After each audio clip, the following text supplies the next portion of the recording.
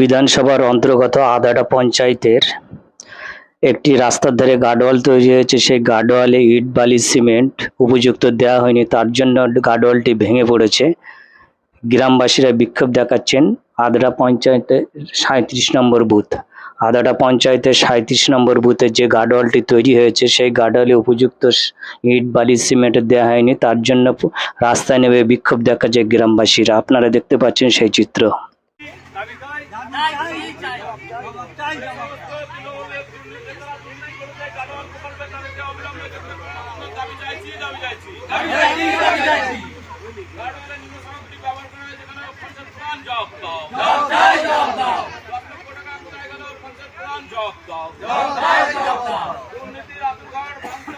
ভাঙতে হবে।